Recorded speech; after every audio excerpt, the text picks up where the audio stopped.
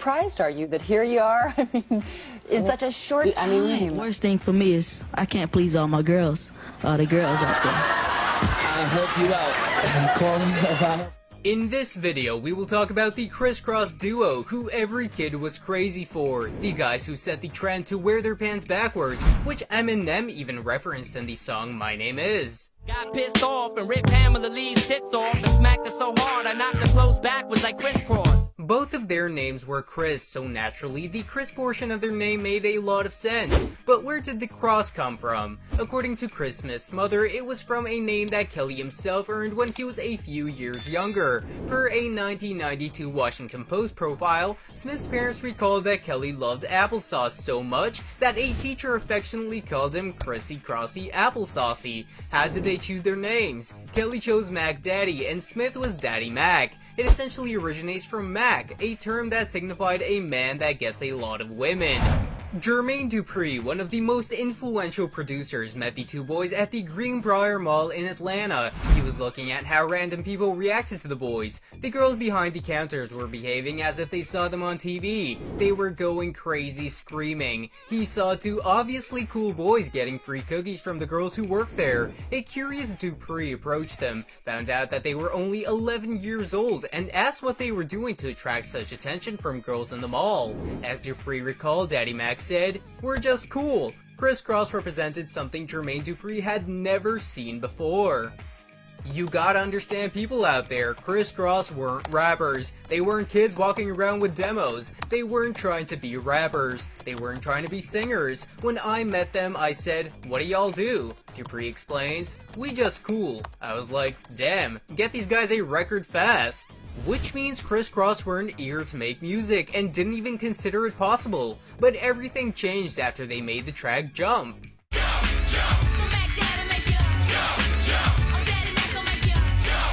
The song stayed #1 on the Billboard chart for 8 weeks, and in addition, it was the third best-selling song of 1992 in the United States, with sales of 2,079,000 physical copies in the same year. Next, they released their debut album called Totally Crossed Out, which sold 4 million copies in the US alone.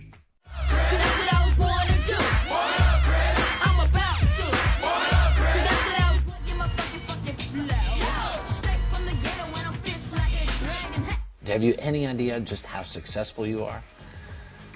Well, I mean, we try not to think about that kind of stuff. The duo introduced the trend of wearing pants backwards. They were fanatics of wearing clothes backwards, from t-shirts to jeans and caps. The debut album cover shows the pair with both their jeans and New York sports jerseys on backwards. Their video would also be a poignant example as to why many other people in the 90s began sporting their clothes backwards. They were such a force in the trend that they are almost always cited as the creators of it. How does that work when, like, you gotta pee? How do you do that? We just unbuckle our belts because our pants are so big and drops down. Yeah. And it works. Okay, you don't have your shoes on backwards, by the way. Nah. That's it. One thing, you're still at school or not? We have tutors on the road with us. DJ Smurf, for example, saw a bunch of guys at his college who wore their clothes like that, and it was the undeniable influence from the song Jump, even though many of the Atlanta scene weren't fans of their music, but the guys didn't care. After all, they met Michael Jackson in 1992, and even went on tour with him.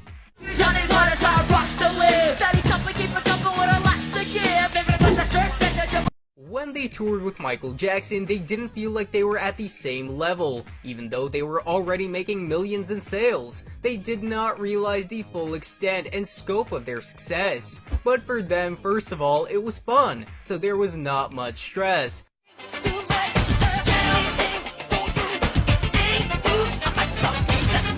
While we was out there, we just kicked it, had a little fun, played a little basketball. Yeah. Really, that was it. But it was pretty cool. We just talked about a lot of different things. Sure. Pertaining to music business and stuff like that. The guys were covered in fame and glory and won awards one after the other. First of all, we want to thank God for making all this happen. We just gonna try to make the album better than the first one. Yeah. Exactly. In 1993, they released an album called The Bomb, which was successful, but despite trying to make the second album better, it was not as successful as the first release. I know you hear me coming, so you best to watch your back. When I'm the one that used to do the dirt that turned good. Little kids trying to be like. And in 1996, they put out their third album. Despite some positive reviews, Young, Rich, and Dangerous was Criss Cross's least successful album. Slacking, back patching up my turf. Cause after me was a factory of worse after worse. 1 2 1 2, mic check 1 2 1 2. The group separated sometime after their third album and went on to solo careers. Many people believe this is due to the fact that the guys have grown up and their voice became more mature, and the vibe was just not the same. And so Kelly and Smith began writing and producing albums. You must be tricking, and that's crazy. You better get it right. Tell them what they hear just to get it right. In 2007, the group reunited and were working on different projects, still working for Jermaine Dupri. She inspired the heart song, a lady. She displays beauty through and through, a lady. In 2009, photos appeared that show Chris Kelly with several bald spots. To dispel rumors that he had cancer, Kelly announced that he was suffering from alopecia. In the meantime, Mr. Kelly studied audio engineering, ran a small record label, and owned a daycare business with his mother. During the lean years, Mr. Kelly could get frustrated, said DJ Nabs, the group's DJ and a longtime friend of Mr. Kelly's. People looked like they turned their back on him. Chris Kelly had his own label called Seco Records. Criss Cross reunited for So So Def's 20th anniversary concert in early 2013.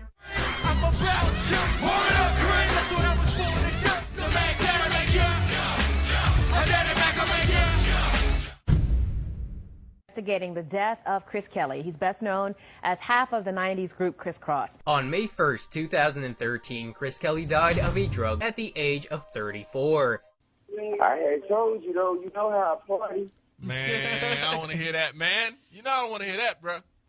I know, man. I apologize. It's all good, bro. Kelly died at an Atlanta hospital after he was found unresponsive at his home, police said. The Fulton County medical examiner concluded that Kelly's death was an accident caused by the combined toxic effects, X and Vicodin. With the eagle sign, say downtown Nikki, let's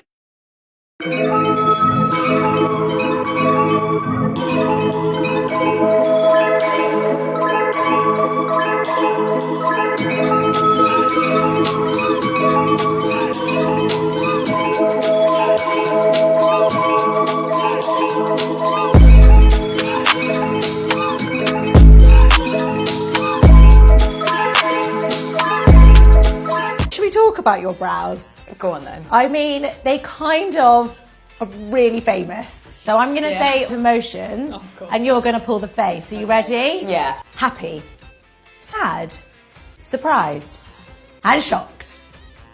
That's confused. Do you have a hot girl summer? Yeah. You did? And you know what? I'm gonna have a hot girl fall. That's good. I did not. I was going. My playlist this year was called Hot Boy Summer. Hell yeah. It was not that. No. No. What kind of summer was it? Crickets. Crickets. Yeah. Okay.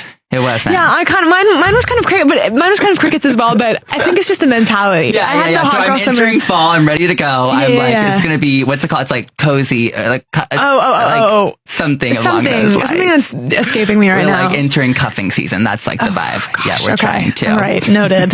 Okay.